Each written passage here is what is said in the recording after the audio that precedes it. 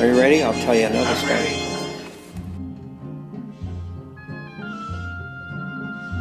Well, in the 50s, when I got out of high school, I also belonged to the National Guard, and they later became the Air National Guard. And so the Korean conflict started, and so we were called in and said, now if you want, I'll give you a discharge from the Air National Guard, but you'll be drafted for the war. And if you stay in the Air National Guard, we're going to go into the Air Training Command in Luke Air Force Base, Phoenix, Arizona. He says, you'll be there for the duration of war. You won't go over and fight unless you screw up.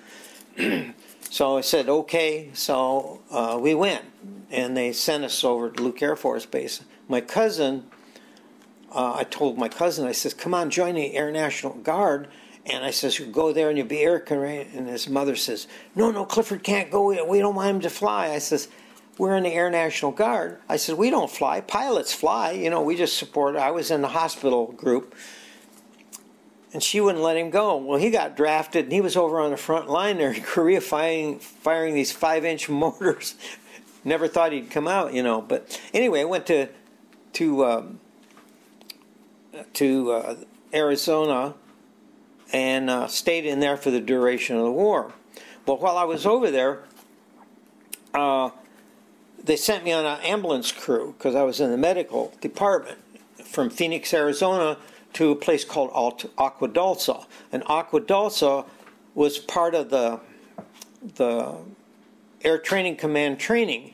And they were training at that time a lot of foreign military aviation people, and they had what they call a gunnery range there, and they wanted me to man the ambulance there on the gunnery range in case they had a crash, which they did periodically. So they had what they call a low run, where they come in and strafe. They had cars set up on the desert there for targets, and they would come in and shoot at the cars and shoot these rockets, and then they would have a high-angle bombing where they come down almost straight down and bomb them. And then they had, up in the hills, they had a caravan of cars, and they would shoot at that, and then they would get a score for that.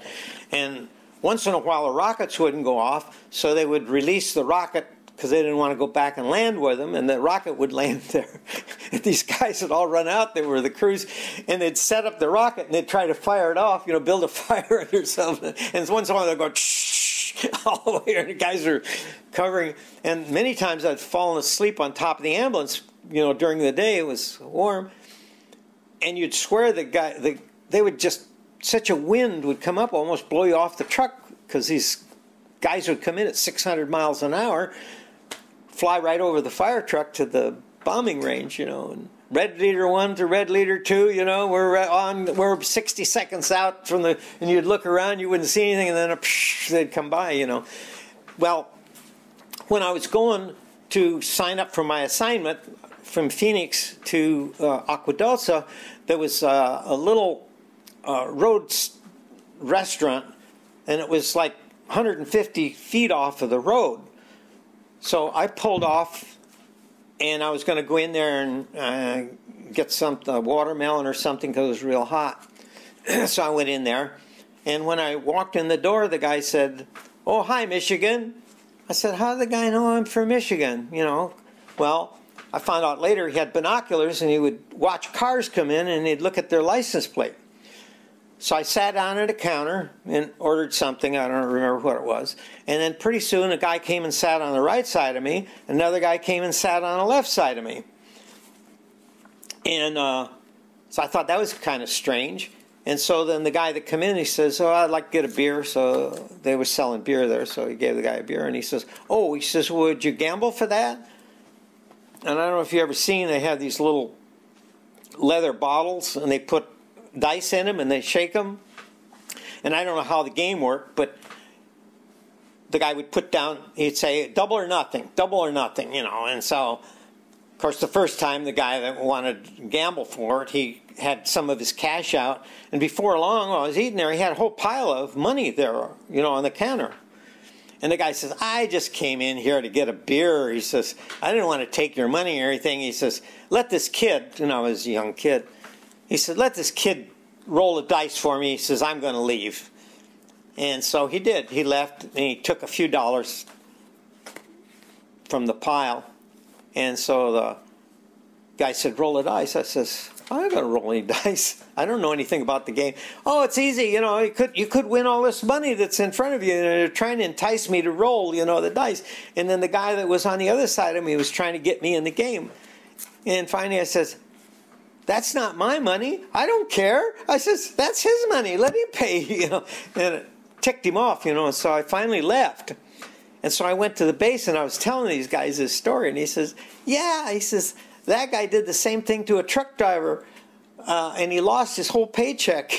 He says, but the lucky thing is the truck driver didn't live very far from there. So he said, he went home, got a 45, and he went back in there and pointed in the guy's face. He said, give me my money back or I'm going to blow your brains out. And so he got his brains, you know, he got his money back and left. But that was quite a story there. Dodging a bullet.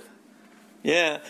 I said, well, I didn't have a 45, but I always learn not to get involved in other people's things. In fact, I worked with a doctor one time, and he was pretty sharp, and he was a welder, and he worked on, before he became a doctor, and he worked on this military base.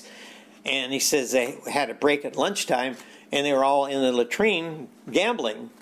And he says, I could tell these guys were sharpers, and he says they switched the dice after a certain part of the game, you know, where they were losing and losing.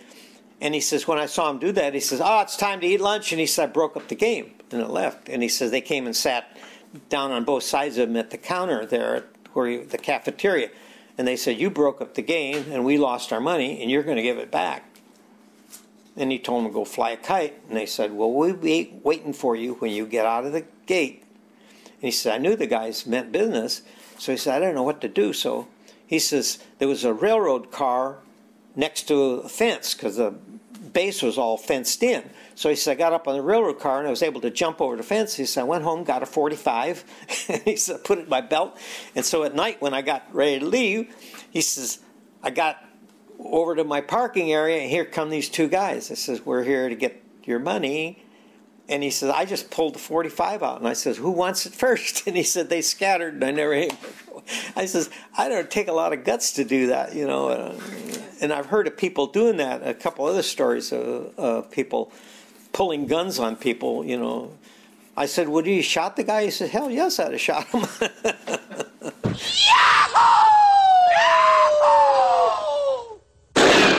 Whoa! Pecos Bill was quite a cowboy down in Texas, and a western superman, to say the least. He was the roughest, toughest critter never known.